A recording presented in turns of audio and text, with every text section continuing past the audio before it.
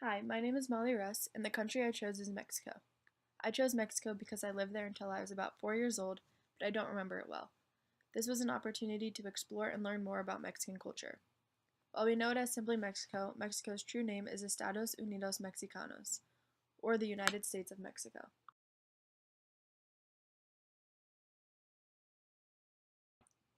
Mexico at a glance. Mexico continues to emerge as a true democracy and has a deep and rich history, but one shaped by wars, economic instability, and political corruption. Mexico's first inhabitants date back thousands of years.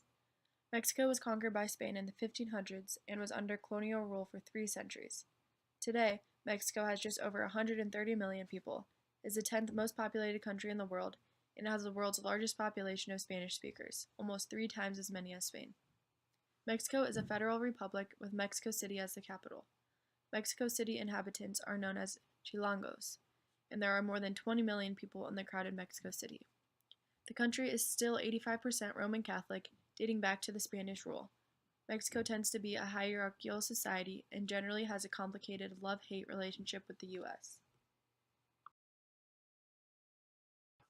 In ancient history, taking a somewhat deeper look at Mexican history, civilizations in Mexico are believed to be some of the oldest in the Americas. The Olmecs are considered to have founded one of the first civilizations in Mesoamerica, southern part of modern-day Mexico, in about 1500 BC.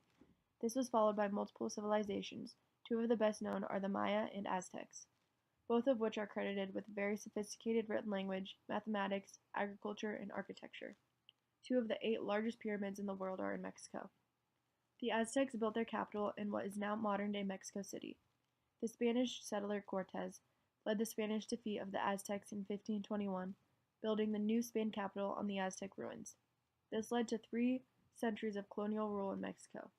During this time, haciendas, or large land grants, were provided to Spanish Europeans where they often used forced labor from the local population. This also resulted in the blending of European and Amerindian societies.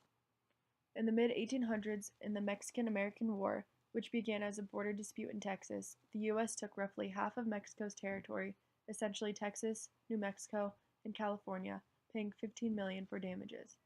This still impacts Mexican-American relations today. The Mexican Revolution, which was essentially a Mexican civil war that lasted nearly a decade, resulted in the Constitution of the United Mexican States and established Mexico as a federal republic. However, the Party of Revolution, or PRI, essentially took power and presided over Mexico for 71 years.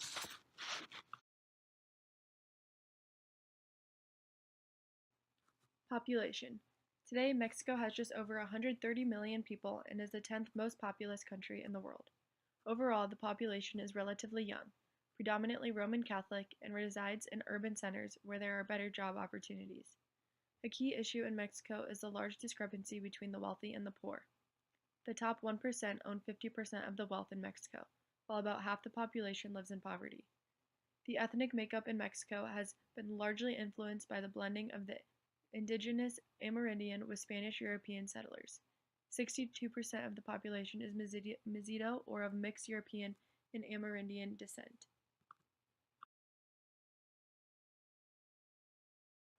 Economy. The Mexican economy, while being the 15th largest in the world, is considered a mixed economy, meaning it has both privately owned companies and state-owned companies. For example, the Mexican government still controls Pemex for all the oil and gas exploration and distribution in Mexico. Pemex gas stations are the only gas stations in Mexico.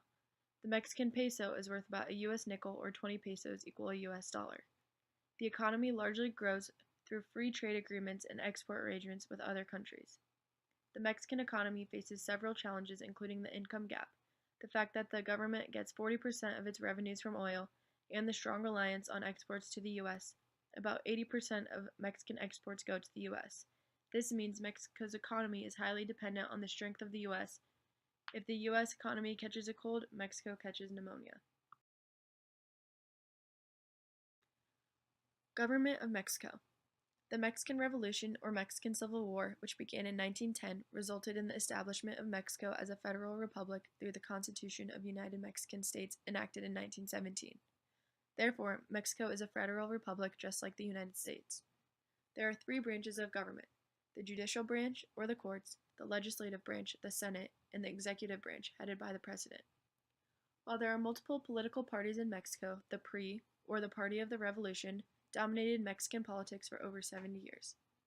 The PRI held power through a strong hold over politicians, the military, and the labor unions. This created a period of graft and corruption of various degrees throughout the 1900s. While the president is elected in Mexico, it was called the dedazo, or handpicking, because many of the elections were thought to be rigged. In 2000, with some election reforms, the PRI was voted out of power. When Vicente Fox, from the PAN party, was elected president, Mexico had been trying to increase openness and decrease corruption, with some success in the past 20 years.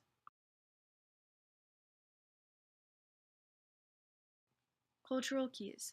There are some basic cultural keys to understanding Mexico. Mexico holds tight to many customs and traditions.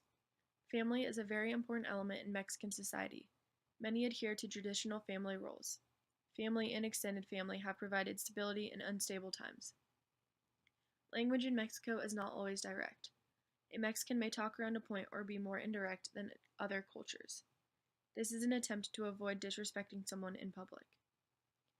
Mexicans also strive to be simpático, but this is more than just the translation of being sympathetic.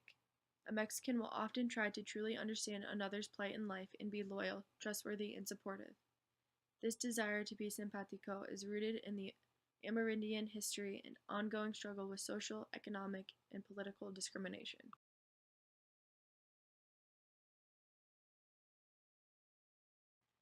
Key transnational issues with the U.S.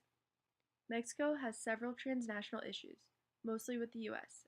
As mentioned, Mexico has a strong but complicated relationship with the U.S. The U.S. has taken territory from Mexico in wars, but in modern days is a key economic partner with Mexico.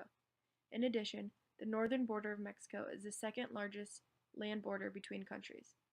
The futures of Mexico and the U.S. are obviously connected for better or worse.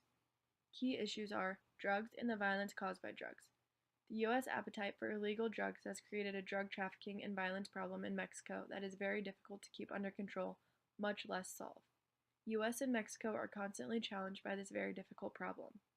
The large shared border and the stronger U.S. economy creates immigration from Mexico to the U.S. It is believed that about 6 million Mexicans live illegally in the U.S., creating political tensions. The two economies are linked by trade. Mexico has a $60 billion trade surplus with the U.S. that is often the topic of discussions between the two countries.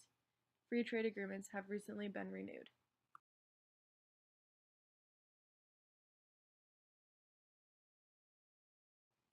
Mexican leadership style.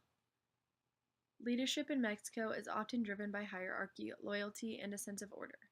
According to the Globe study, Mexico is high in performance orientation, team orientation, autonomous, and self-protective. Hofstede indicates Mexico has a large power index and a strong uncertainty avoidance index. This leads to a leadership and organization style that is predominantly of the pyramid type, with strong authoritative leaders following hierarchy and seeking loyalty.